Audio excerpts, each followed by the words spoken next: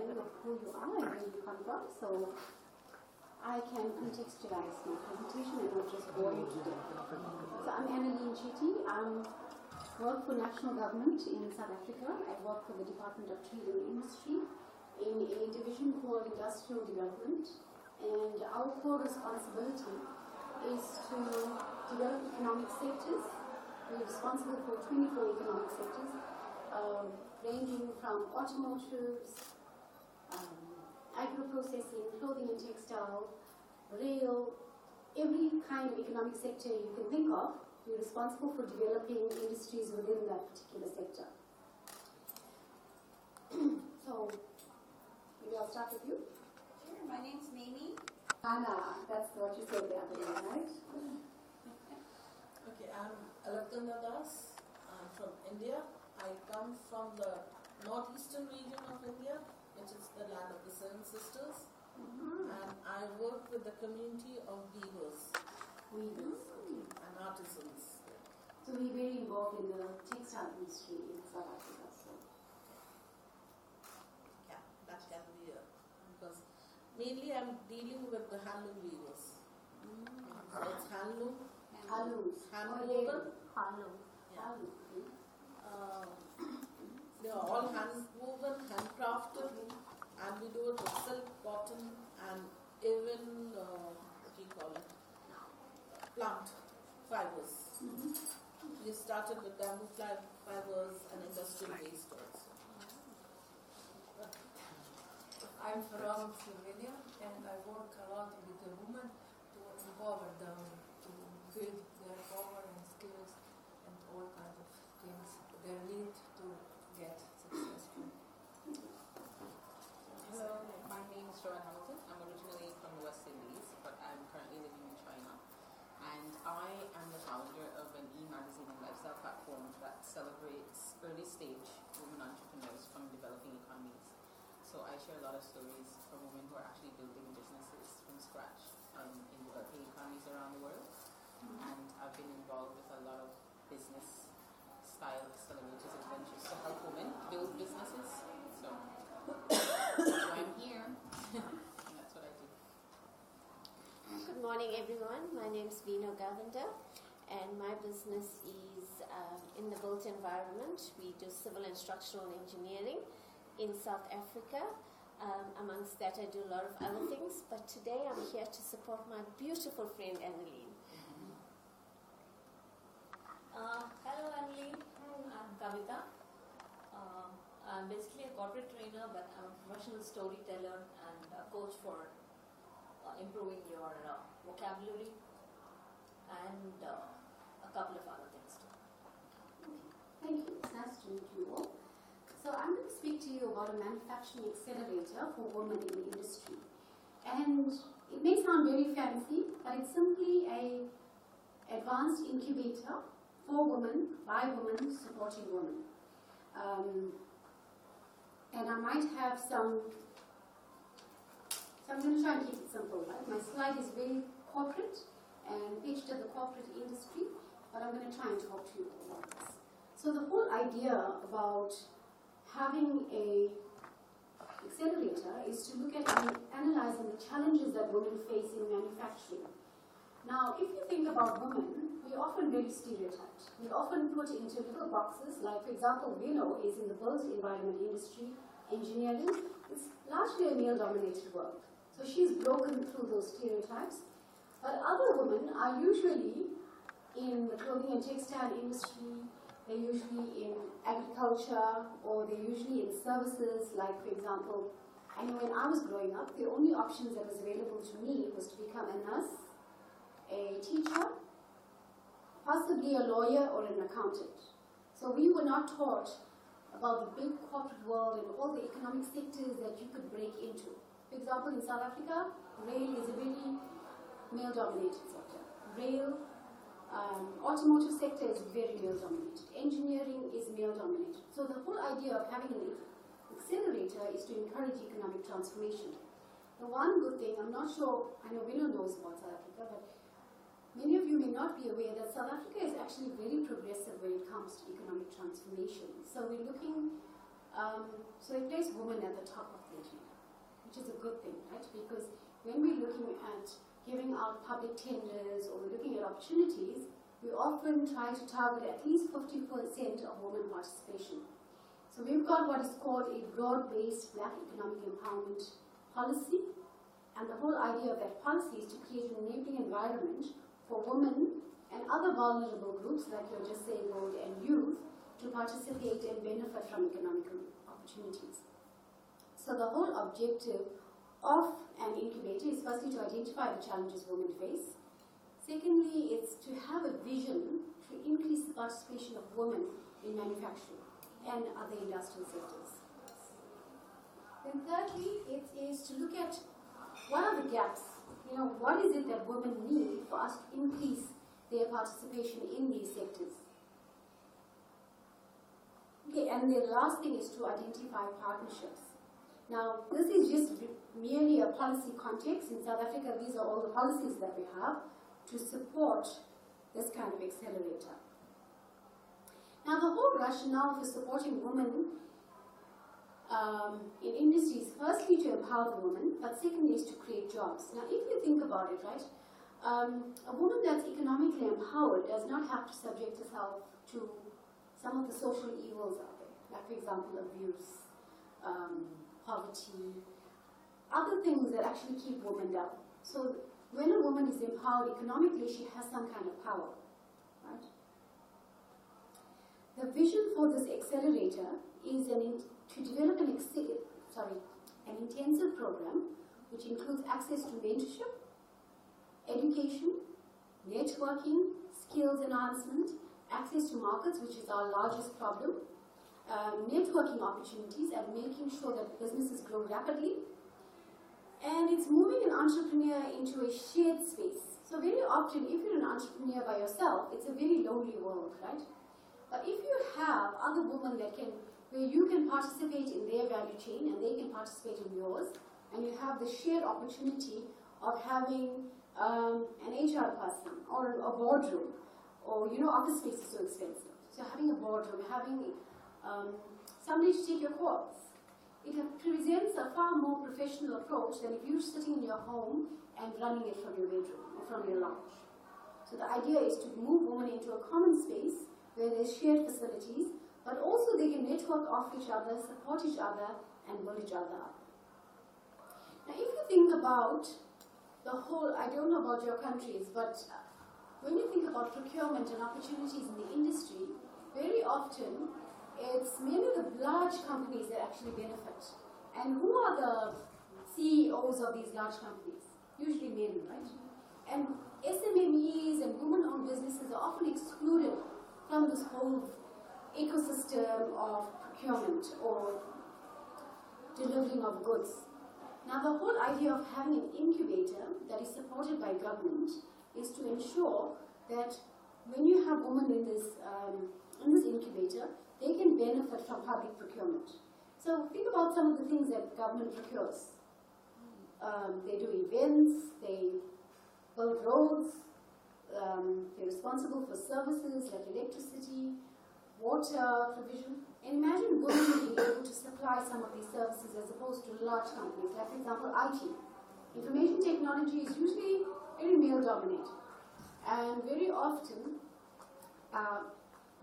it's the big companies that get these large IT, the work from government. But if you had an incubator that's women-owned, you would increase the participation of women. But however, it will be in a very supported environment. Sometimes women struggle with certain things, being able to stand up and present your proposal to a group. If you walk into a boardroom and there's completely male-dominated boardroom, and you want to present your idea, you feel a little bit intimidated. But however, if you have the support of other women with you, you can share your presentation, or you could provide the skills that they're lacking in. Through an accelerator, you find that SMMEs, and specifically in this case women, would benefit from government opportunities. Now, the key elements of the accelerator will be the following. Firstly, institutional coordination. If you're an SMME on your own, it's difficult for you to do everything. You need an ecosystem. You need other people to be able to help you. You need people people to organize your life. You need people to manage your salaries. I know Vina was sitting here the other day, and she, don't mind using it as an example, she was doing the banking so that her staff, while she's sitting in India, her staff can get paid the salaries. However, if you had the shared services of an HR person, she would benefit from just giving them the information, and she can go anywhere in the world to promote her business whilst all of that is being done for her. That's just one example, right? Then it's about an enabling business environment. So very often in countries you find that, I don't know about you, but people often complain about government support. The red tape, going and knocking, people are intimidated going to a revenue service where you pay your taxes, or getting a clearance certificate that you need in order for you to be able to run your business, or getting registration at company registration for your business. Firstly, you can't run the business without that registration, but getting that registration is a nightmare. I know a few weeks ago, even though I work for government, I was highly stressed because my car license expired and my driver's license expired. So I had to go and sit at a government office where people don't really care about you. You're just another number in that queue. And it took the entire day to achieve this. But imagine the stress that it actually causes you to have to go through those processes. Education and training is very important. Sometimes you may be an expert, like you may be an engineer and wanting to run an engineering company. And you're very skilled at that, but you don't have the skills about running your business. You don't have the skills about HR management. You don't have the skills about labor laws. You don't know about accounting. You don't know about IT systems. And all of those things are important to be able to support your business. So if you're in an incubator, you get that kind of access. Then access to markets. You have to go as a small, assuming you're in an agriculture, you're producing, let's take juice as an example. And most often, because you're on your own, all you can think about is your immediate market. You don't think Africa, you don't think Europe, you don't think the USA, because you think, I'm a small business, who is ever going to be able to, how can I access that? Now, for us, the big stores in South Africa are Woolworths, Pick n Pay, Checkers. If I was a small business producing juice, I would never have the courage to be able to approach a Woolworths or approach a Pick n Pay. But if I have the benefits of an accelerator, I'll have a dedicated marketing person who will look at how can I get this juice to the market? How can I approach Pick n Pay? How can I approach? So obviously that particular person will have the skills of a marketer, which you don't necessarily have. Then the other thing is access to finance. Very often, I think it was in October, November last year, I attended a United Nations course on manufacturing. And we had women from all over Africa. And one of the things they said is that they can never approach a bank on their own as a woman. They had to have their husbands as a guarantor. Now, I know in the US and all of that it's different, right? But in Africa, if you're a woman, it's very difficult for you to get access to finance. You have to have, if you're married, you have to have your husband's permission to be able to get a loan. Or you have to have a man. Now, that's not the case in South Africa because we're quite liberated and we're quite empowered and independent. But if you're married, you still have to get your husband's consent. But in other parts of Africa, if you're not married and you're a single woman, they'll never give you a loan because you don't have the man as a guarantor. Even if you have the finance and even you have availability of funding. So that is a challenge also in Africa, not so much in South Africa. Then it's linkages and partnerships. Now if you think about this conference, I'm sure many of you have approached other people, you've been able to talk to people, and you've been able to create some kind of linkages, partners. You know, that one does that, this person does that. So imagine in an accelerator, one person has a skill of marketing, one person is an accountant, they can help you with those skills. So that person doesn't only have an external market, they have a market inside the accelerator itself. Then the one thing that I love about this is being able to develop consortiums to access large tenders from government. Now sometimes government tenders are like in the multi-million rand range, and it usually goes to the big companies. But if you're in an accelerator, you can say, okay, this particular tender requires this skill, this skill, this skill. Vino has that skill, your name? Bhavini. Bhavini has that skill. Training. Kavita has that skill. Kavita has a skill. Mimi has that skill. And so let us get together and let us apply for this tender and we all win. You know, Collaborate. So collaborate with each other, because if I'm running an accounting business and accounting is one element of that tender, I'm not going to benefit from putting in the tender. But if she has engineering, you have marketing, you're a skills developer, you have finance, if we all work together, it's easier for us to access that tender. So this is just going into it in a little bit more detail, right? So basically, an accelerator is a one-stop shop for business. Well, the other thing I want to mention is the technological readiness and innovation. Now, very often, as a small business, we don't think about, we're very inward focused. We don't think about the outside market and how fast the world is moving. Many of you may be aware, I'm sure you are, that we're into the fourth industrial revolution. So the world is moving at a fast pace. If you're a small business and you're operating from your home, you don't know what's out there in the world. But if you're part of an accelerator, you'll know, okay, so there's this fourth industrial revolution. My product is no longer relevant. There are more advanced productions available from China, available from the US. What do I need to do to catch up? And you get that kind of technological support from a accelerator. One of the things that we have in our government in terms of finance is our incentives.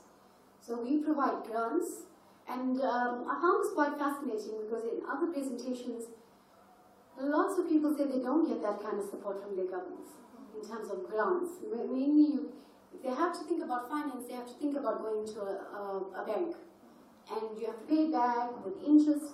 But we have what you call incentives that targets various sectors. Like, for example, we have an aquaculture incentive, we have an agriculture incentive, we have a manufacturing incentive, we have an incentive for setting up a call center. And there's at least about 20 incentives available.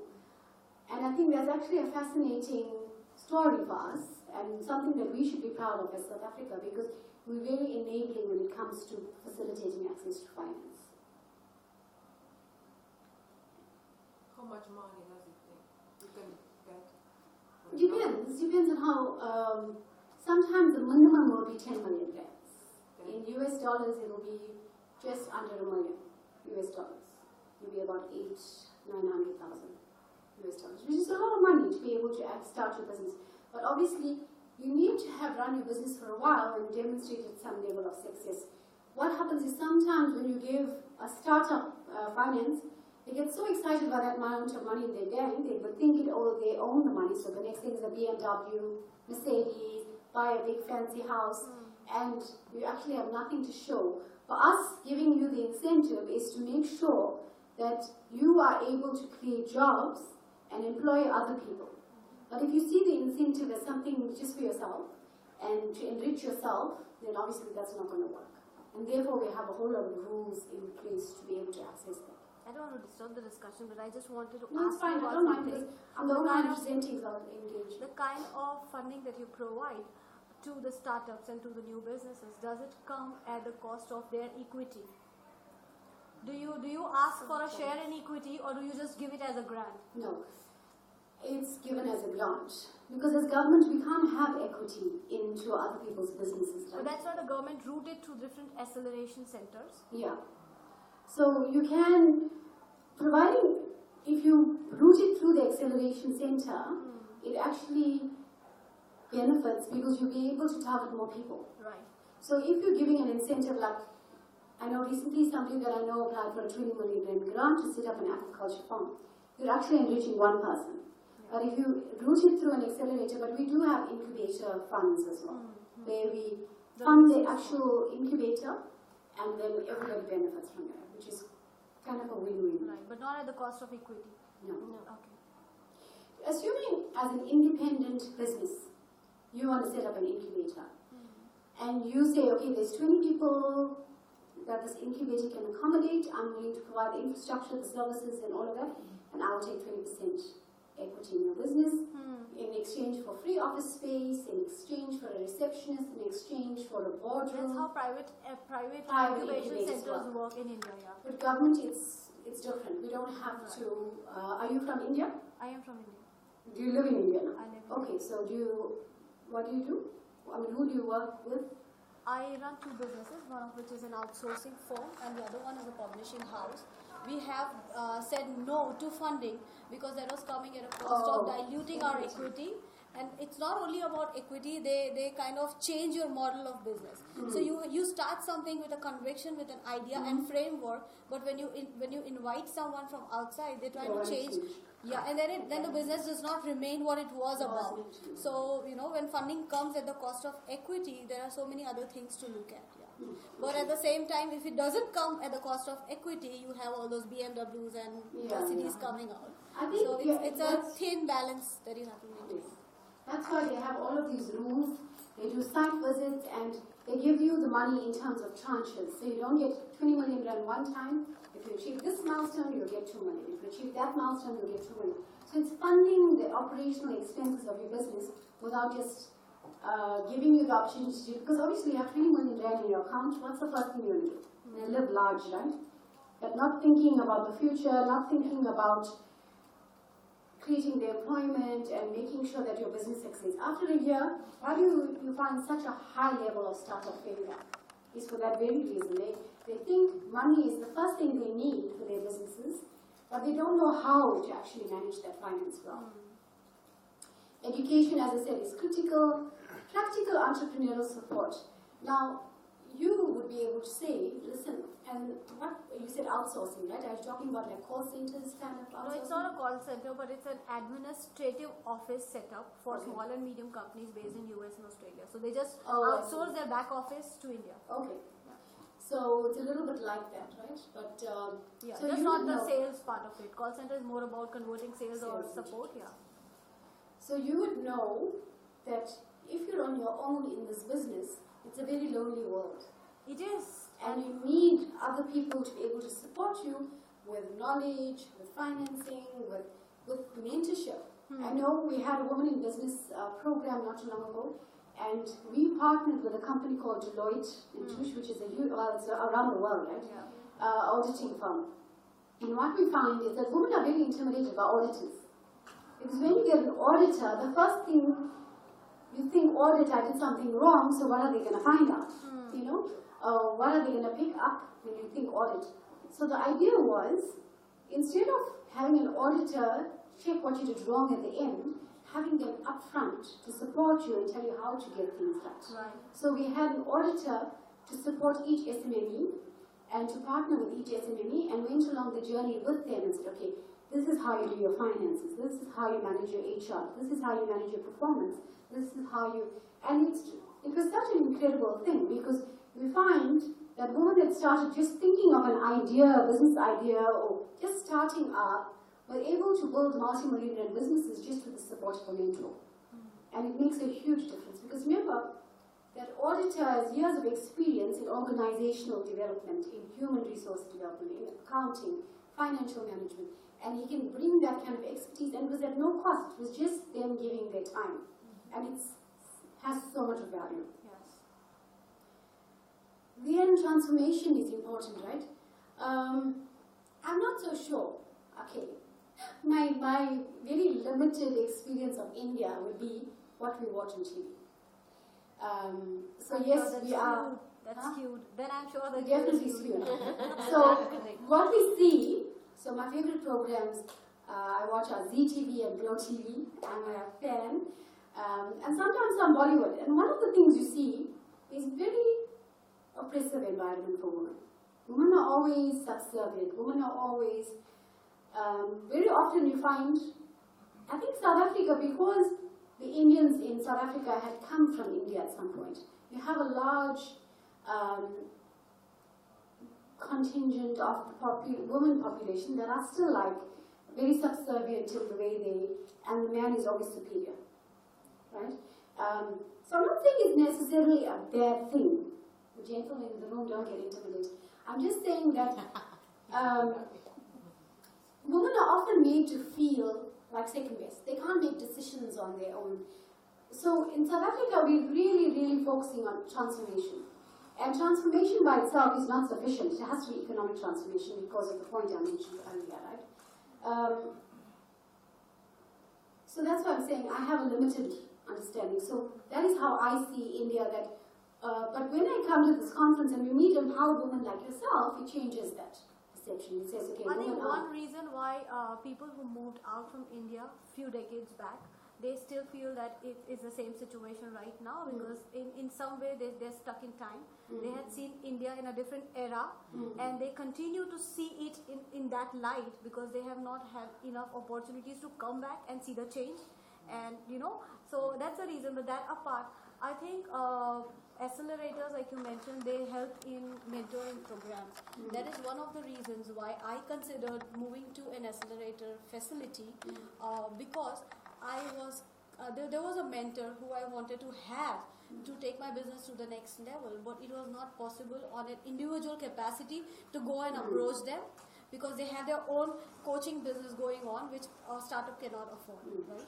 So that is the case wherein I went to an acceleration program which is backed by the government, which also helps you in reaching out to that particular mentor of your choice, and tell them that that request is coming from the government that has more impact and more chances of you landing up with your mentor, rather than picking up a mentor that the facility is offering. I have a mentor in my mind that I want to really connect to, who I think is on the same page. So I don't really have to make him understand about my business and my philosophies. I just feel that he is the right person to add value to the model that I'm working on. Right? So I think acceleration facilities help people like us to get the right mentor because you have the backing and the bigger banner, the government banner in front of you to offer. So that's why conferences like this helps to educate us about mindsets and about challenging mindsets and challenging our understanding of things. So it's good. So in South Africa, we try to increase opportunity and access to women-owned businesses. And as I said, the target is 50%. The department that I work with, we've already reached 50% of women employed. But we still find that women in senior management are underrepresented. So we're still striving towards that, but I think we've gone a long way in actually being able to reach that target. However, you still find that when you look at the stats, male-dominant businesses are male-dominated. Women ownership is far less than male ownership. And the whole idea is to increase opportunities and increase access for women to be able to start up businesses. I already mentioned the whole access to technology thing. The world is moving at a rapid pace. And if you don't move with it, if you look at social media, I found out about this conference through social media. Otherwise, I would not have heard of WIF, and I've not heard of the All Ladies League. So it's interesting. For me, the biggest benefit from attending a conference like this is being able to meet people from around the world and being able to share ideas, but not just share ideas, but be able to collaborate and look at how can we support each other. How can I support you in India, in your business? How can you support other women that I can link you up with? I'm not a business woman myself, but I am an aspiring entrepreneur. We all are. But you spend years, I've been working for government for 25 years, so you're spending a whole half a lifetime trying to inspire other women and trying to create entrepreneurs, but you often don't do it for yourself. So, which is not a good thing. So therefore, there's a call to action for, I know Government of India, I know Prime Minister Modi seems to be very, very progressive, and I know that people love him because economic development is at the forefront. And if we compare, we're part of BRICS, which is the Brazil, Russia, India, China, South Africa partnership.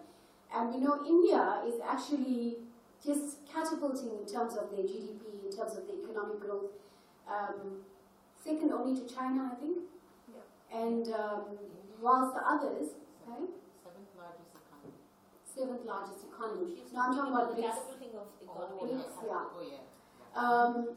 So it's actually impressive. And when the last time I came here was 2013, and now it's like 5 years later, I've seen the changes and I've seen the positive, you've seen the changes in the infrastructure, and you can just see that it's a different India from There's more what. hope now.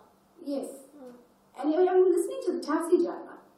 You know, the taxi drivers are actually the people that give you the most information. It's not the hotel staff, or maybe in the hotel it will be the person that cleans your room. And sometimes you choose not to connect with those people, but those are the most important people to connect with. Because they have not been manipulated to express. Yes. So the taxi driver actually says, oh, we just love Modi because ever since he has come into power, we've seen the changes. And only the corrupt politicians don't like Modi because Modi is not very corrupt.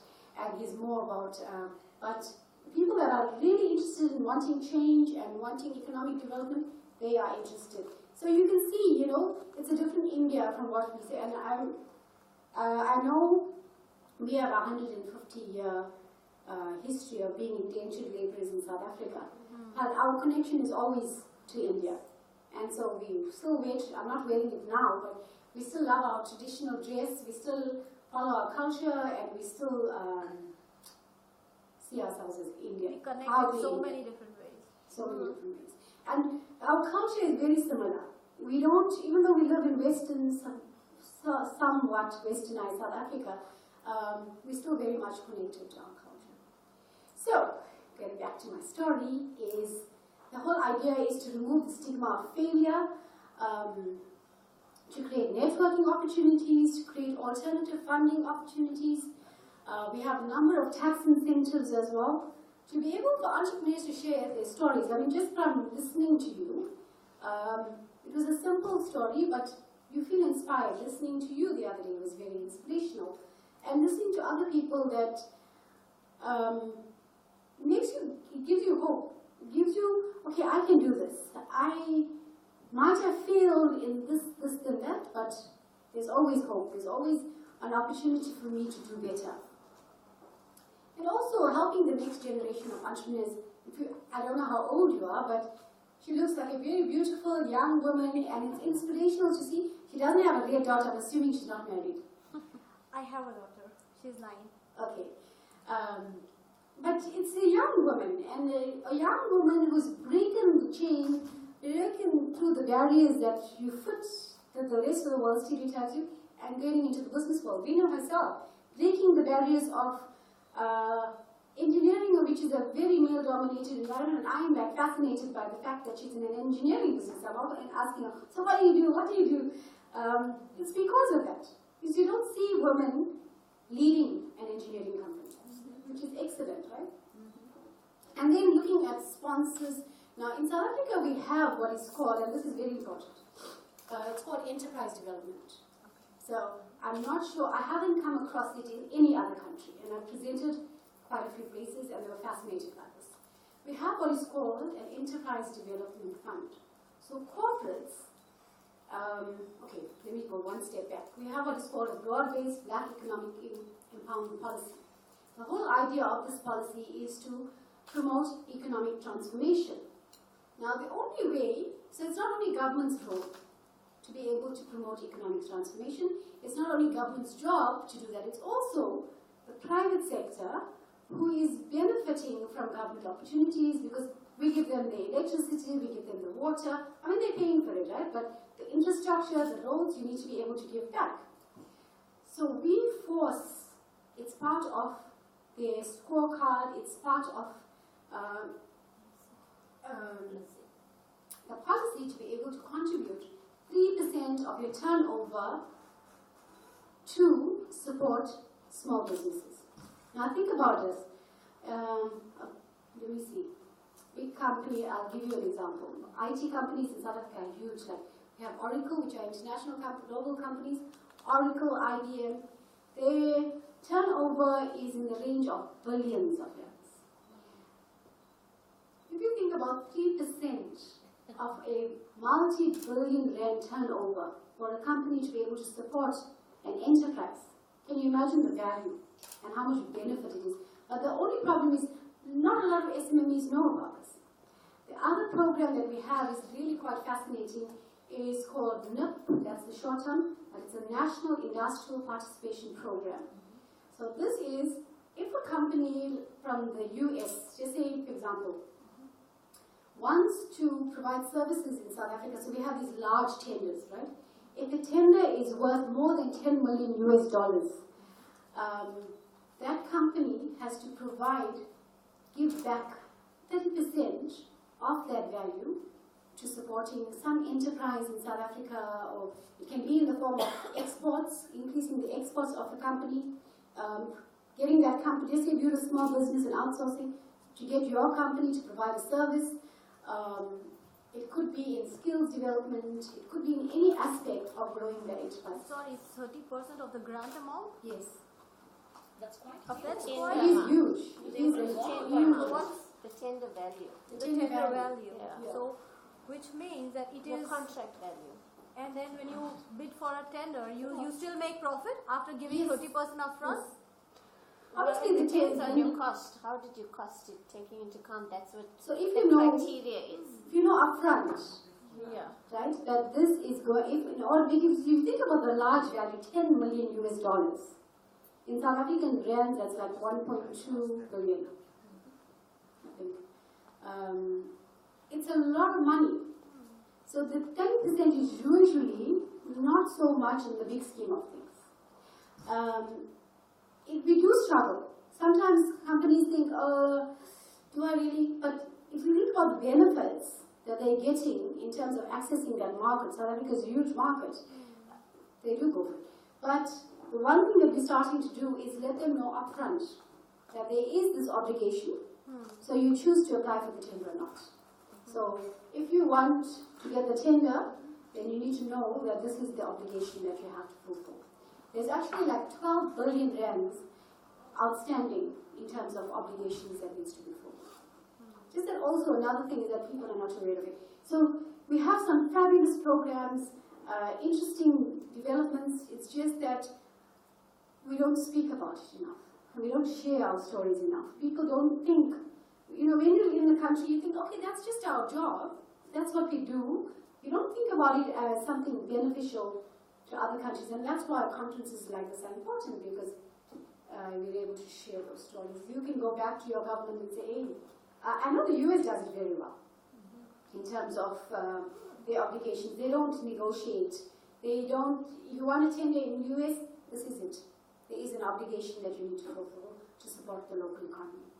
Otherwise, what are we doing? We're just importing other people's products and services, and we're not growing our local economy. And then our economy dies at the expense of the rich developing nations and the wealthy countries. So that was my story. Thank you very much. That was awesome. Does anyone have any questions? I'm really thinking I should come to South Africa. I really think you should. You're welcome anytime. Be very, very hospitable in South Africa, and you're welcome. And collaborate with the government. Yes, sure. Not how to do it, but is that Yeah. what you are doing? Yeah. Okay. So when we do our monitoring evaluation, the main things that we look at: number of jobs, value of exports generated, increase in turnover, Skills. and the skills. Development of skills.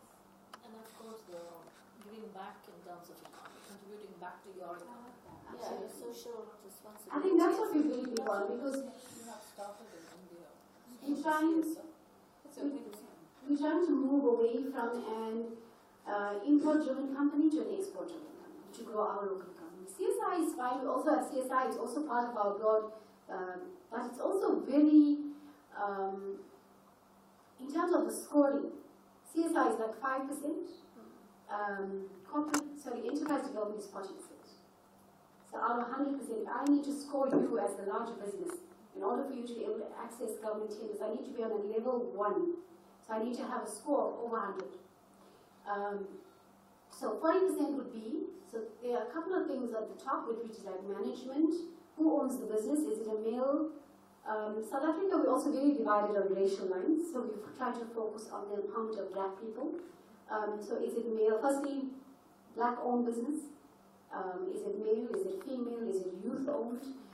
The enterprise development is a large component, and that's why a lot of companies are compelled to do it, because in order for you to, government tenders are worth millions, right? So if I, as a small business, want to access the government tenders, I need to make sure that I comply in terms of my BEE scoring. I need to make sure that I contribute towards enterprise development, which is 40% of my score. CSI is like 5%. So CSI is very nice to have, but enterprise development forces you. And usually CSI is not used to develop other businesses, whereas enterprise development is purely for the sake of developing small businesses. I think the other component is procurement, where you gain extra bonus points for actually procuring from women-owned businesses. So that's a huge benefit because it enables you to buy from a women-owned business or use the services from women-owned businesses. So it's both empowering to women as well as to the businesses that have gained these tenders. So quite a good component. Important policy that we have to protect our local economy is called localization, where we designate certain products. Like, for example, just say a motor vehicle, for example. We don't want the entire motor vehicle just to be assembled in South Africa. We want some of the parts to be manufactured in South Africa. So we would designate not tires so much, but maybe some other components. Maybe the seats or the things that can be locally manufactured. And we'll say, if you want to build a car, like for example, Toyota is a Japanese company, they have a huge presence in South Africa. BMW as well, we have Ford. If you want to access our markets and access our support as government, you need to be able to procure certain parts from local suppliers. If it's that part, you're not allowed to import it. You can only use our suppliers. This is a list of suppliers you can go to. So that's some of the measures that we take to protect our local economy, which is, I think, is kind of very important. Otherwise, you're living in an environment where the people are suffering. Only certain people benefit, and other countries are benefiting from you as a market. I think Because India everything also is- has come up with that concept, Yes. Make in India. Yeah, they do.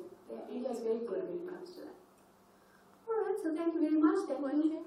You said that most of the people don't know about, like government provides a lot of support, but people don't know about it. So what are the things that you do to reach the right kind of, your target audience? I think one of the things is the conferences. We have lots of seminars. In terms of the localization and the tenders and accessing public tenders, we have a number of workshops in all of the provinces where our staff would go out there and try to educate the people about what the opportunities are. We use newspapers, we use the media, but my own viewpoint on this is that we don't do enough to actually market ourselves.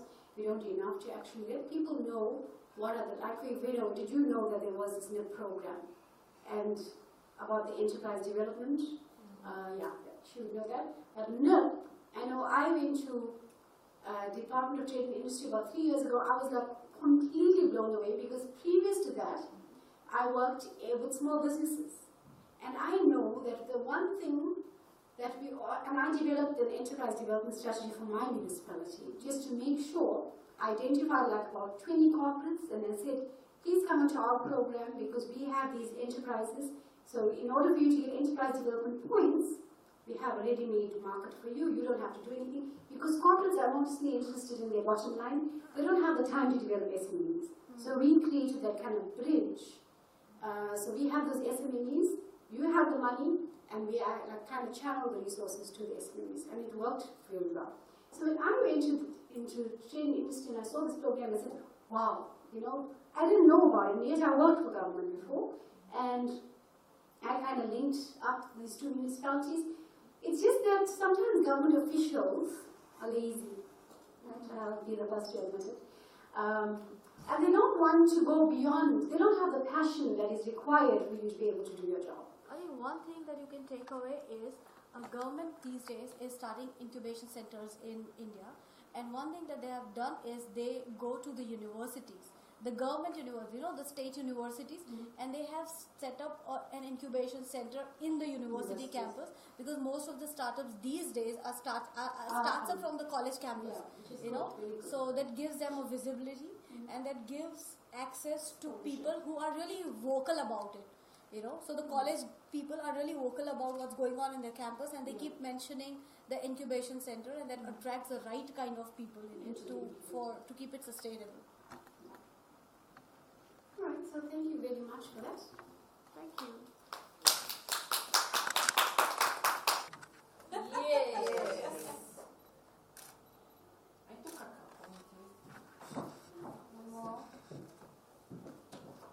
Again, girls. Flash पीछे